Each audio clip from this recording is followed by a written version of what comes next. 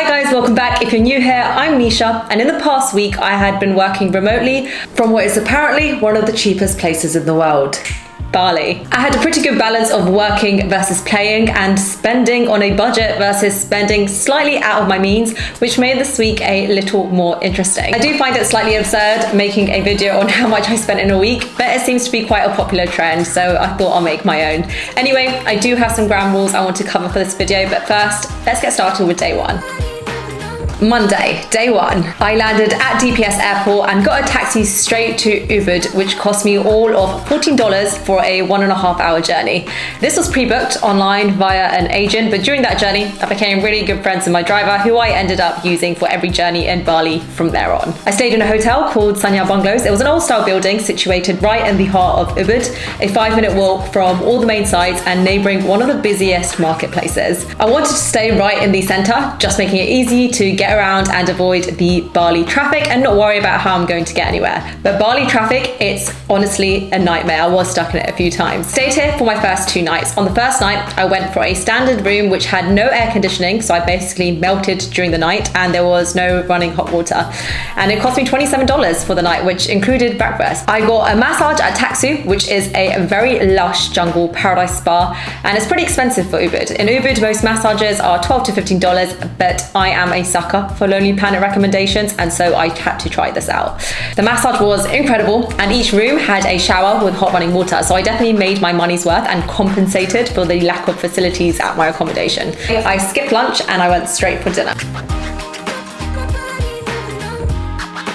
Okay, so a couple of ground rules for this video because I am an accountant, so best believe I am taking this seriously. Probably too seriously. Ground rule number 1, I'm using US dollar for this video because it's a more recognized currency than the Indonesian rupee. And I'm converting everything at today's exchange rate, which is $1 to 15,640 Indonesian rupees. Ground rule number 2, I'm not including any of the tips that I gave out on the trip. I'm only calculating the actual price of the good or service. Ground rule number 3, my partner did join me for the last few days of the trip, but I've only included the stuff that I consumed. So if we went out for dinner and we got a meal, I have only included the food that I consumed and the cost of that. I've also included the full accommodation cost, although in reality this could be split. Day 2, Tuesday.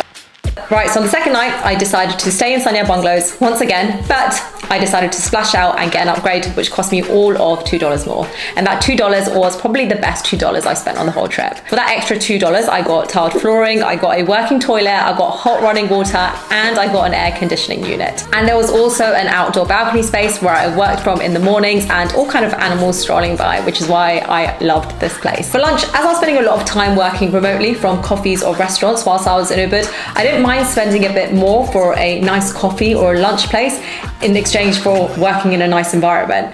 The way I see it is when I look at these places, I would spend a good few hours there. So I kind of saw it like paying rent to be at that coffee shop. That said, apart from one place in Bali, which I'll come to in a second, nothing would top the extortionate prices that I pay for a coffee in London. So yes, it really didn't hurt my soul to spend a few dollars more for a coffee or lunch.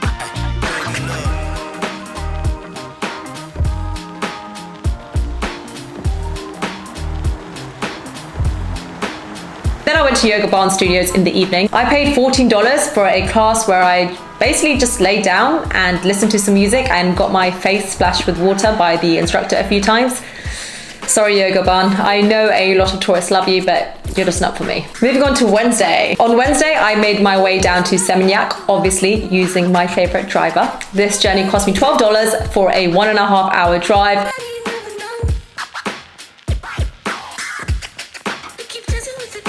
Yes, I definitely lashed out a bit with my accommodation here. I'll be spending a lot more time at my accommodation than at the local restaurants and cafes. So I spent a bit more on my accommodation this time. I got this villa with a private pool, this private open space, and this very exotic bathroom. This cost me $230 for one night, and floating breakfast was included for another $6 on top. I hired out a moped whilst I was in Seminyak, which cost me $5 for the day, and I filled up petrol, which was 30 cents for half a litre. So I think Seminyak is probably the most touristy place out of all of Bali, and all the local businesses and local restaurants were run by Australians, and that was definitely reflected in the price of everything. There was a big difference in the pricing between the local restaurants owned by the local Balinese people and the restaurants owned by New Zealanders or Australians. I loved the coffee at Revolver, which is run by an Australian guy, which is why it was $4 for a latte, which is equivalent to an average daily salary of a Balinese staff worker. So I had dinner at Potato Head and ended the evening at a Motel Mexicolo.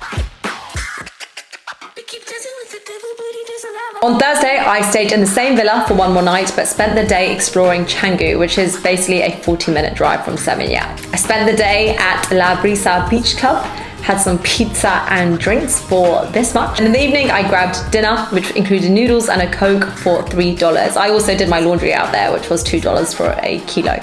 On Friday, we went to Jambaran Beach. On the way, we stopped over at Tanjung Benoit Beach Club. I think I pronounced that right. And we did some jet skiing there, which was $35 for 15 minutes after some negotiations. And of course, I spoiled myself to another Balinese massage for $12, knowing that back in the UK, I will be paying for one massage what it would cost me for 4 massages in Bali.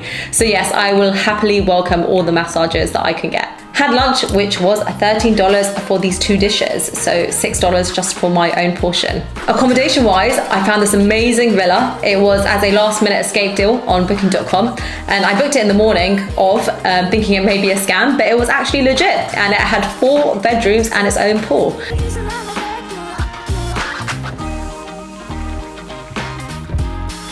It was massive. This was $160 a night. We watched the fire and ketchup dance as the sun set, and then ended the evening with dinner in a local restaurant having authentic local food.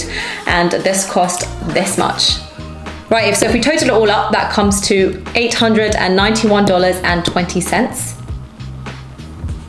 Not bad. $676 of that was spent on accommodation, and I'm not surprised. I did lash out in a lot of the places. It was unnecessary to have my own private pool, and if I wanted to downscale on that, I could have easily spent only $20 to $30 a night on very reasonable accommodation. Transportation I paid $42 for, which is absurd because I traveled throughout the south of Bali. And food I spent $63.70 on. Is that right? Yeah, that's right. I spent $63 in the whole week on food. Final category is leisure, which includes things like my laundry, the massages that I had, the activities I did, the sightseeing, and that totals up to $109. So what is my verdict? I could totally see why people work from Bali and why there are so many digital content creators that are based in Bali. You get the best of everything. You have beaches, you have trailing, you have good food, and all for such a reasonable price. I hope you enjoyed this video. Slightly different to my standard personal finance videos, and if you enjoyed it, then let me know. I'll make more of these kind of videos for you guys. Thanks for watching. See you soon.